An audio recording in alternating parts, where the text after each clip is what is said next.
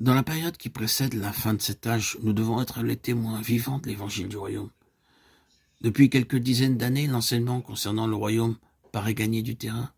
Le Seigneur a éveillé l'intérêt de ses enfants à l'égard du royaume de Dieu, particulièrement parmi ses enfants en Chine, et cela depuis déjà quelques années. C'est véritablement un signe encourageant. Mais qu'est-ce que le royaume des cieux? Il est communément admis que le royaume sera caractérisé par le règne de Christ et de l'Église. En fait, c'est bien plus que cela. Certains essaient de faire une distinction entre l'évangile du royaume et l'évangile de la grâce. Cela n'est vraiment pas nécessaire.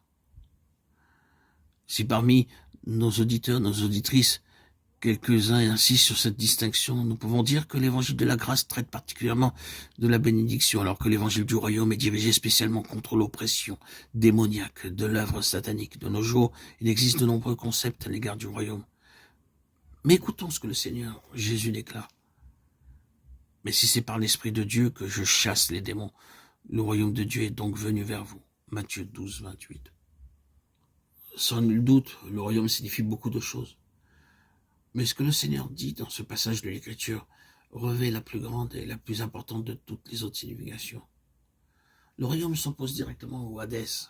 Le Seigneur Jésus déclare que le royaume, c'est chasser les démons, c'est-à-dire que par la puissance de l'Esprit de Dieu, les démons sont dépossédés et rejetés.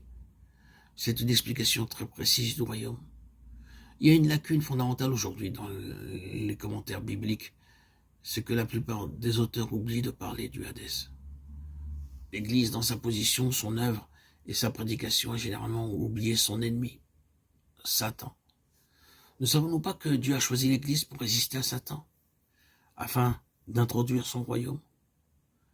La première fois que le Nouveau Testament mentionne l'Église, il mentionne aussi le Hadès, Matthieu 16, 18. Nous savons tous que la dispensation du royaume s'étendra sur une période de 1000 ans. Mais quelle est la relation qui existe entre ces 1000 années et Satan? Dans les premiers versets du chapitre 20 de l'Apocalypse, il nous est dit que ce sera le temps pendant lequel Satan sera enchaîné dans l'abîme. Ce sera un temps d'humiliation pour lui. Ne savez-vous pas que vous jugerez les anges? 1 Corinthiens 6, 3.